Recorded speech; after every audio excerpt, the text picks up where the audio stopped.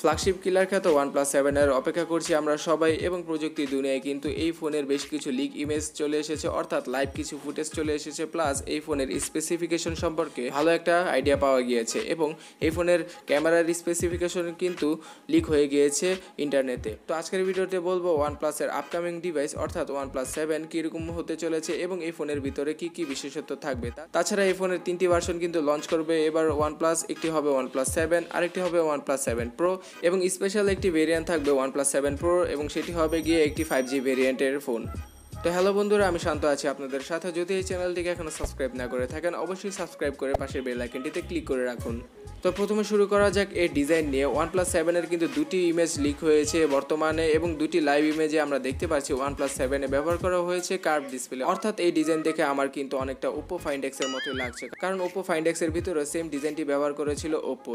তাছাড়া OnePlus কিন্তু Oppo থেকে অনেক টেকনোলজি অ্যাডপ্ট করে থাকে, কারণ Oppo, OnePlus এবং Vivo এই তিনটি কোম্পানি কিন্তু BBK ইলেকট্রনিক্সের আন্ডারে আসে। তো এবার কথা বলা যাক এই কার্ভ ডিসপ্লে সম্পর্কে। তো এখানে যে স্পেসিফিকেশনটি লিক হয়েছে তার মাধ্যমে আমরা জানতে পারি OnePlus 7 এ যে ডিসপ্লে ব্যবহার করা হয়েছে সেটি হচ্ছে গিয়ে একটি সুপার অপটিক 6.67 ইঞ্চির একটি full HD plus super AMOLED display. তাছাড়া এই ডিসপ্লেতে থাকবে না কোনো নচ বা হোল, কারণ এখানে একটি পপ আপ সেলফি ক্যামেরা ব্যবহার করবে OnePlus সেলফির জন্য।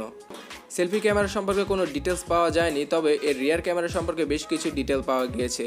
তো পরবর্তীতে যে ইমেজটি দেখতে পাচ্ছেন এখানে কিন্তু OnePlus 7 Pro ফুল স্পেসিফিকেশন দেখা যাচ্ছে অ্যাবাউট ফোনে, যদিও কিনা এই ফোনের অ্যাবাউট সেকশনে যে ফোনটি দেখা যাচ্ছে সেটি হচ্ছে গিয়ে OnePlus 6T। এটি একটি টেকনিক্যাল ইস্যু হতে পারে।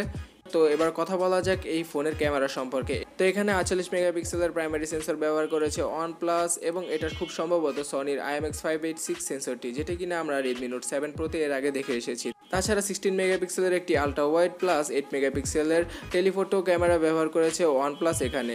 তো ট্রিপল ক্যামেরা সেটআপ পেয়ে যাবেন এই ফোনের পিছনে। তাছাড়া এর স্টোরেজ ভেরিয়েন্ট হিসেবে থাকবে 8GB র্যাম এবং 256GB স্টোরেজ। এবং অ্যাজ ইউজুয়াল আমার বলা লাগবে না যে স্ন্যাপড্রাগনের 855 প্রসেসরটি ব্যবহার করবে OnePlus তাদের এই নতুন ফ্ল্যাগশিপ ফোনে, আর এই ফোনটিতে থাকবে Android 9.5। তো এটা নতুন করে বলার কিছু না, নতুন ডিভাইস আসবে তো নতুন ওএসের সাথেই আসবে। তাছাড়া এই ফোনে আরও বেশ কিছু তথ্য পাওয়া গিয়েছে, এর মধ্যে একটি হচ্ছে গিয়ে 40 ওয়াটের সুপার বুক চার্জিং সাপোর্ট করবে এই ফোনটি এবং OnePlus কিন্তু এই বুক চার্জিং টেকনোলজিটা Oppo থেকে ইন্সপায়ার হয়ে অথবা Oppo থেকে অ্যাডপ্ট করে তাদের ফোনে দিবে। তাছাড়া এই ফোনে পাবেন না কোনো হেডফোন জ্যাক এবং এই ফোনটিতে যেহেতু পপ আপ সেলফি ক্যামেরা থাকছে তো এই ফোনে থাকছে না কোনো IP রেটিং, অর্থাৎ পানি থেকে সাবধান থাকতে হবে আপনাকে এই ফোনটি ইউজ করার জন্য। আর এই ফোনের ব্যাটারি সম্পর্কে এখনও কিছু জানা যায়নি যে কত mAh এর ব্যাটারি ব্যবহার করবে OnePlus এই ফোনটির ভিতরে।